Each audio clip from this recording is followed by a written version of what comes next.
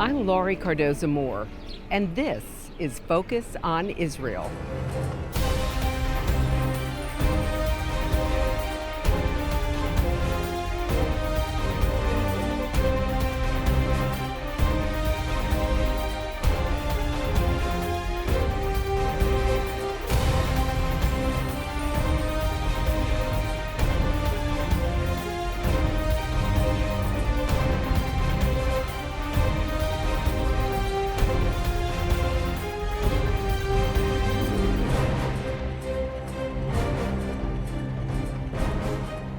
Professor Khaleel Mohammed, an Islamic law scholar, noted that Surah 521 of the Qur'an and the medieval exegetes of the Qur'an say that Israel belongs to the Jews. He translates it thus: Moses said, "O my people, enter the Holy Land, which God has written for you, and do not turn tail, otherwise you will be losers." Muhammad here understands written to mean this is the final word from God on the subject. Hello, and thank you for joining me today on Focus on Israel. Like most Americans, I began to ask a lot of questions about what happened to our country following 9/11. As I read and talked to experts, the issues of radical Islam and the attacks on America and Israel became extremely personal to me. I realized that Israel is facing threats from nearly every corner, from Iran's nuclear weapons program, from terrorist groups such as Hamas, Hezbollah, Al-Qaeda, and ISIS. I also saw how much of the world comes against the Jewish state. The UN and the world continue to demand the creation of a Palestinian state, a terrorist state on Israel's doorstep. Now we see a rise of global anti-Semitism, with threats coming from every corner, as it seems we're heading closer to the biblical prophecy of Armageddon in the Middle East. So if you're a Christian, why should you care? Many Christians believe that as the Jews rejected Jesus, then God has rejected them. This replacement theology is growing as many Christians believe they have replaced the Jews in God's prophetic plan. If you truly believe the Bible is the Word of God, then you know that when He speaks of Israel, He is speaking about the land of Israel and the Jewish people, not the church. The mission of this series and PJTN is to educate and equip you so that you can share this truth with your family and friends. Would it seem strange if you knew that there are many Arabs and Muslims who are more pro-Israel than most Christians? Truth can be stranger than fiction sometimes, and this is certainly the case when I introduce you to individuals whom you'd expect to be anti-Semitic and anti-Israel. According to Imam Muhammad al-Husseini, traditional Islamic commentators from the 8th and 9th century onwards have uniformly interpreted the Qur'an to say that the land of Israel has been given by God to the Jewish people as a perpetual covenant. So could there be Muslim Zionists? Unfortunately, in the Muslim world, support of Israel is a minority orientation, and supporters of Israel have faced opposition, violence, and death threats. Imam Abdul Hadi Palazzi, leader of Italian Muslim Assembly and a co-founder and a co-chairman of the Islam-Israel Fellowship, quotes the Quran to support Judaism's special connection to the Temple Mount. According to Palazzi, the most authoritative Islamic sources affirm the temples. He adds that Jerusalem is sacred to Muslims because of its prior holiness to Jews and its standing as home to the biblical prophets and kings David and Solomon, all of whom, he says, are sacred figures also in Islam. He claims that the Quran expressly recognizes that Jerusalem plays the same role for Jews that Mecca has for Muslims. When asked what the Quran says about the state of Israel, Palazzi replied, "The Quran cannot deal with the state of Israel as we know it today, since that state came into existence in 1948. In other words, many centuries after the Quran itself was revealed. However, the Quran specifies that the land of Israel is the homeland of the Jewish people, that God Himself gave that land to them as heritage and ordered them to live therein. It also announces that before the end of time, the Jewish people will come from many different countries to retake possession of that heritage of theirs. Whoever denies this actually denies the Qur'an itself. If he is not a scholar and in good faith believes what other people say about this issue, he is an ignorant Muslim. If, on the contrary, he is informed about what the Qur'an says and openly opposes it, he ceases to be a Muslim. One expert I spoke with on the Arab community in Israel is Rabbi Dov Lipman. Rabbi Lipman is an American now living in Israel. Born in Washington, D.C., he served as an intern for Congressman John Dingell and received his rabbinic ordination while studying for a master's in education at Johns Hopkins University. After immigrating to Israel, he served as a member of the Knesset between 2013 and 2015. He is currently a senior manager to community outreach at Honest Reporting and serves as a political correspondent for Israel's I-24 TV News and writes columns for the Jerusalem Post and the Times of Israel. Rabbi Lipman spoke to me about the large Arab population in Israel and how we often only hear from the ones who hate Israel. But in many instances, he found that most Arabs say they'd rather live in Israel than any other country in the Middle East. It's a stance you'll not hear out in the open. As I began the process of trying to work on unity amongst Jews within the land of Israel, I started to discover more and more the issue of not just Jews amongst themselves, but Jews and non-Jews in the land of Israel, and specifically with the Arab population, the Muslim population in Israel. Let's remember, a lot of people don't know this, the Arab population makes up 20% of the Israeli population. It's not a small minority that can be ignored. And we, as a Jewish people, we believe that every single human being is created in God's image. There's no concept at all of discrimination towards another population. Of course, that's assuming that population wants to live in harmony together with us. My son just the other day was sworn in as an IDF soldier, and he was handed a Bible, that Bible which says that all people are created in God's image. He was also handed a gun. The gun is for defense against those who seek to destroy us. We have to find that balance. So this 20% Arab population, we very much, as a core Jewish biblical value, want to welcome them into our country, and we have no issue at all with non-Jews living together with us. In fact, I would say we celebrate it. We celebrate that people of other faiths who believe in God and want to live together with us here in harmony. Wonderful. We embrace that. I started discovering that there are different populations. You do have a very vocal Arab population, which is anti-Israel. That gets a lot of the media coverage, and they have their gripes against Israel, usually fabricated in terms of who we are. But then there's a massive population amongst that 20% who, when you sit with them in a room, they tell you we'd rather live in Israel than any other country in the Middle East. This is a country where we can worship freely as we choose. Let's remember, Israel is proud of the fact that we give freedom of worship to every single faith in this country. We don't view it as it's our land and not for anyone else to enjoy the holiness and the spirituality.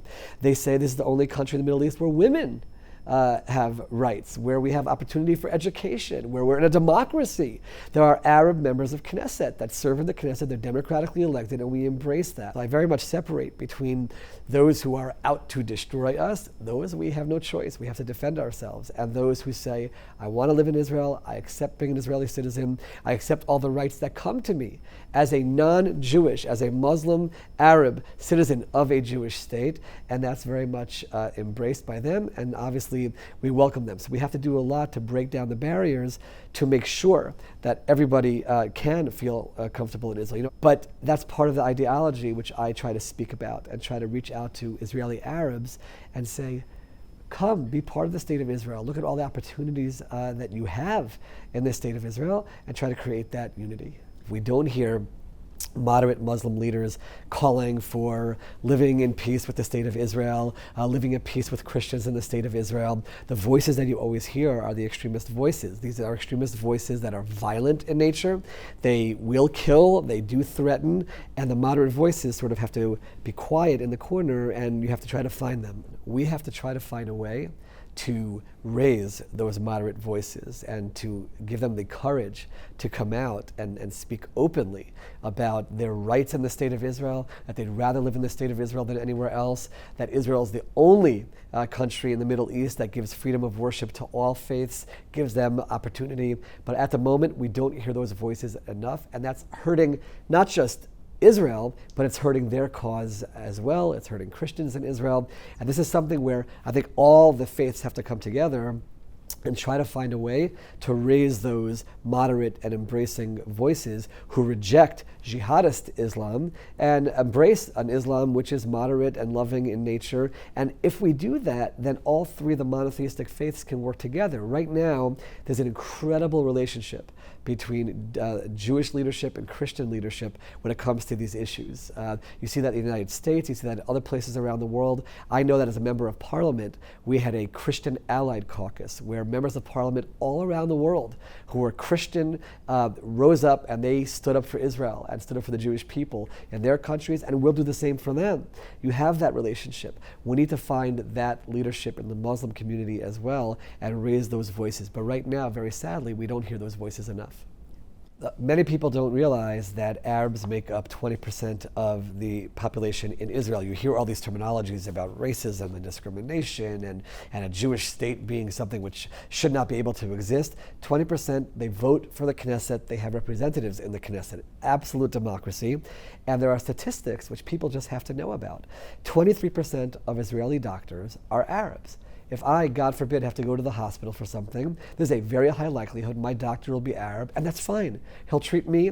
Jewish doctors will treat Arabs. At hospitals, you see that together. 46% of Israeli pharmacists are Arabs. 28% of high-tech, the world talks about the startup nation, Israel.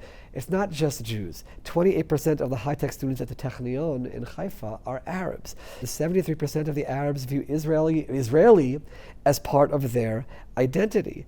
And close to 80% want their community fully integrated into Israeli society.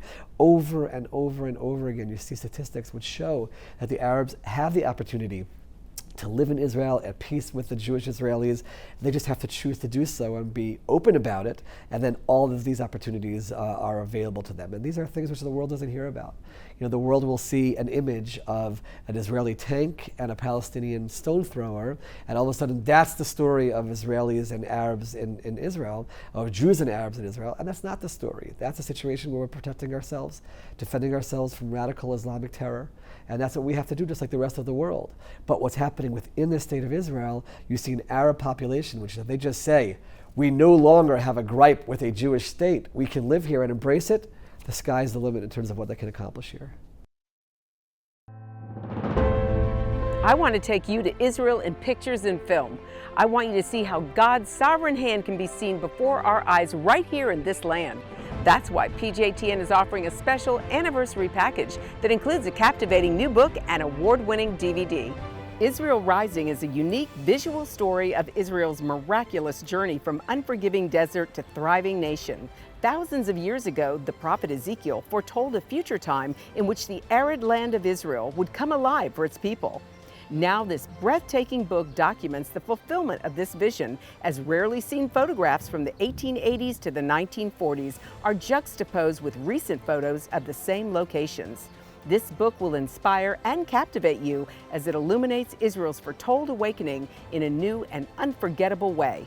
In addition, you'll receive the award-winning documentary, Israel Indivisible: The Case for the Ancient Homeland.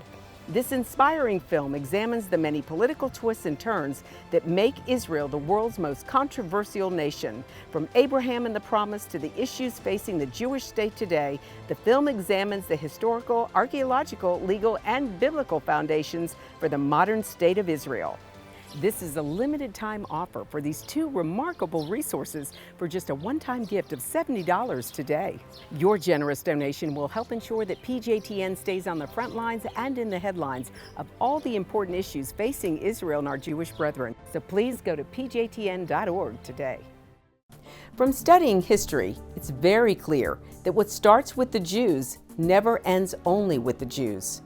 We must strongly stand against any anti-Semitic trends, for if not stopped, they'll cause harm to all of us, and we'll witness the downfall of our Judeo-Christian Western culture. Today, many people say there's no longer a need for a Jewish state, that Jews around the world no longer need a place of refuge. But anyone who has heard recent statistics about the worldwide rise in anti-Semitism would never make such a claim. The reality is that neo-Nazi groups and Nazi sympathizers are increasing around the world. Surveys show that over 1 billion people in the world harbor anti-Semitic attitudes. Close to 50% believe that Jews have too much power in the business world, and 2/3 of the world's population has never heard of the Holocaust or believe the historic accounts of it are inaccurate. Don't let yourself be manipulated by evil people with a wicked agenda. When the self-serving villains are in control, good people from all religions suffer. Muslims, Christians, and all people of conscience should stand proudly and show respect for a country that gives so much to the world in so many ways. Do your part, do your research, and do what you can to make a difference. Because what happens in Israel does affect us all.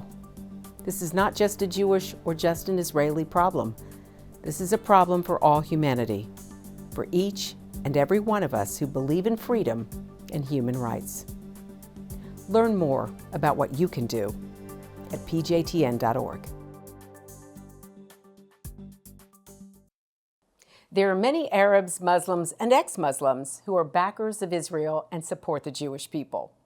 Up next, we're going to introduce you to a variety of people that have a heart for the Jewish state but are not Jewish. Among them, you'll meet Mohammed Ka'abiyah and Mossab Youssef, whose father was a Hamas leader. It's refreshing and surprising to hear how many of these individuals back Israel with more fervor than most mainline Christians. اسمي سارة الزعبي، عربية مسلمة إسرائيلية صهيونية. أقصد بها شأنني أؤمن بحق الشعب اليهودي بأن يكون لهم وطن قومي على الأرض المقدسة التي وعد ووهبها الله لهم، وهذا حقهم الشرعي والتاريخي والديني الذي نصت عليه الديانات السماوية الثلاث. كيف لا؟ وأنا لا أشعر بأي تمييز كوني مسلمة وأتمتع بكافة حقوق المدنية والدينية وأحظى بالاحترام والتقدير، مع أنه للأسف الشديد تتعرض بلادي الحبيبة بين الفترة والأخرى لهجمات من إرهاب إسلامي أعمى لا يميز بين جنس ولا طائفة. إسرائيل هذه الدولة الصغيرة الحجم العظيمة بإنجازاتها. את סיפורו של הרב אברהם סיני מכירים רבים. קצין החיזבאללה השיעי שריגל עבור מדינת ישראל תוך כדי שהוא מחרף את חייו וחיי משפחתו, עלה לבסוף לישראל ובחר להתגייר ולהפוך ליהודי. כשהוא נכנס לפה פעם ראשונה, הרגשתי כאילו אנחנו אחים מששת ימי בראשית.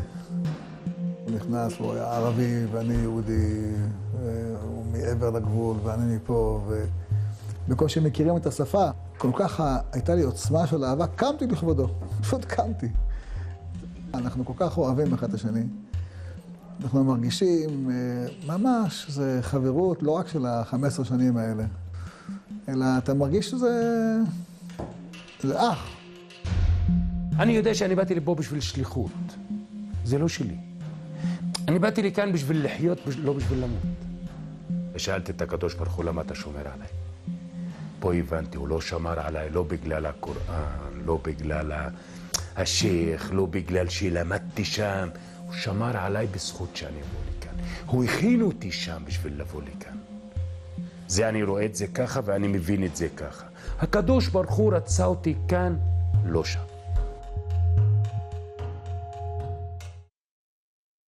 I sacrificed a lot for the sake of Palestine, of Islam, even of Hamas. To compare Israel to apartheid of the South Africa. This is no comparison. I know terrorists when I spent time in prison who had blood on their hands of Jewish people, and they had the right to go to schools and study and achieve higher degrees. from Israeli schools. In Jerusalem, the Israeli government give the Muslims the right to worship on Temple Mount, and in the meantime does not give the right to the Jewish people to practice their religious freedom on Temple Mount.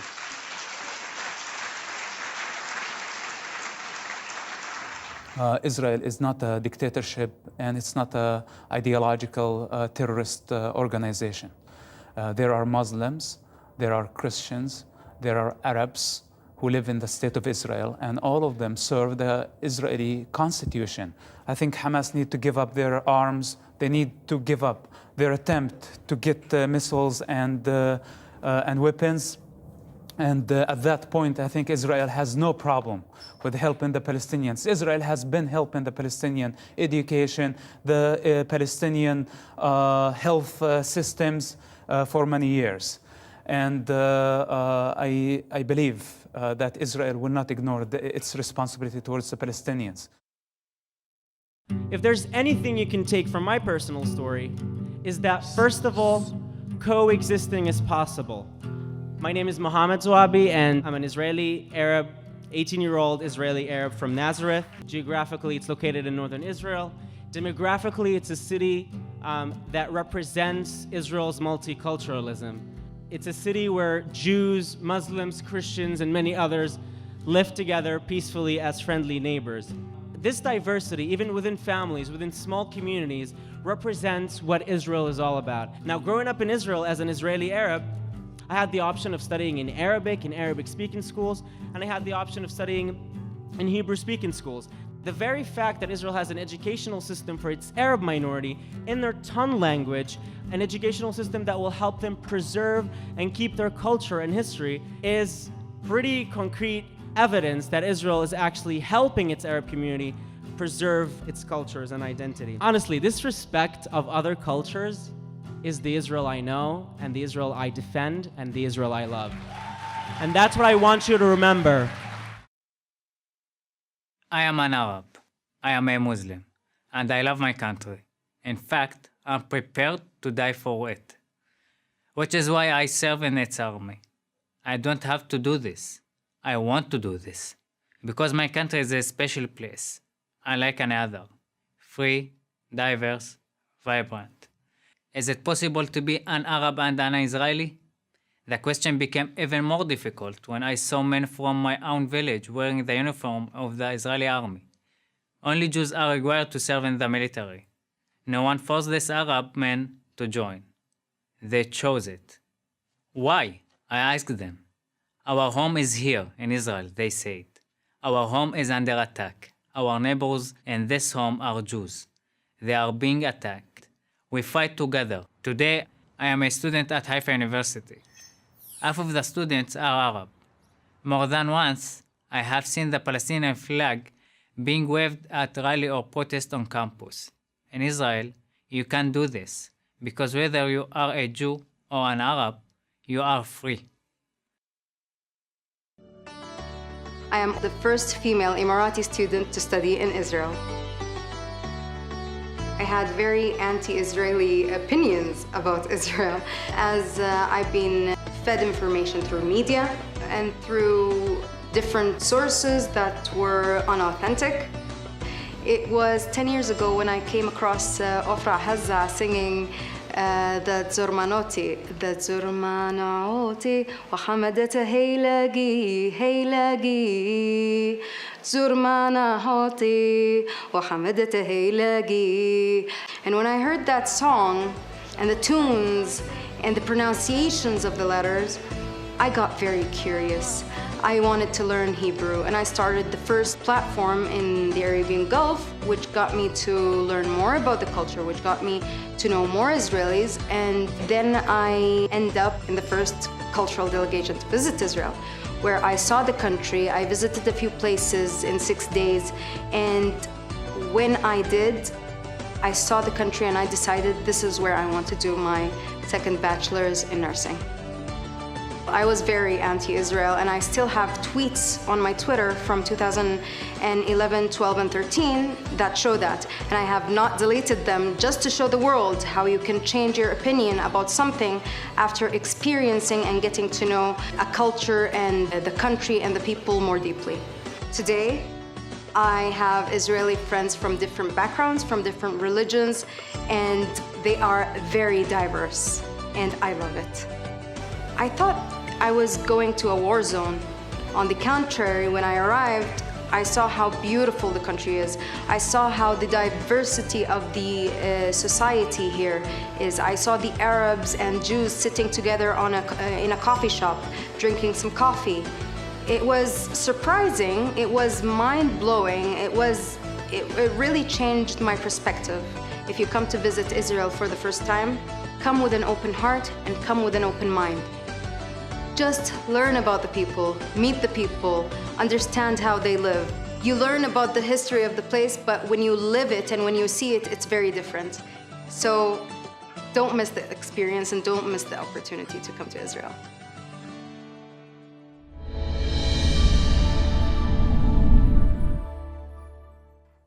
Well, that's our program for today, and I want you to know we appreciate your support. The time to take a stand is now. Be a leader in your community and in your church. One person can make a difference. Get involved with and support pro-Israel organizations such as PJTN. Call your senators, congressmen, let your elected leaders hear from you. Visit our website to learn more. Sign up to receive free action alerts and order our films to share with family and friends. Please encourage everyone you know to tune in and become informed. God bless you. And thank you for all you do on behalf of our Jewish brethren and all Israel. We'll see you next time on Focus on Israel. To support this program, send your tax-deductible gift to Proclaiming Justice to the Nations, P.O. Box 682711, Franklin, Tennessee 37068. You can also support PJTN online. Visit pjtn.org or call 1-877-873-9020. Anti-Semitism has reached epic proportions, and Israel is now surrounded by nations who seek its destruction. For Israel to lose just one battle would mean losing everything. As Christians, it is our biblical responsibility to stand with our Jewish brethren and Israel. PJTN needs your help to reach more Christians with this urgent message. Please visit our website to become a member today and order our award-winning documentaries. You must decide that you won't be silent. Sign up now at pjtn.org. God bless you and thank you for your support and prayers.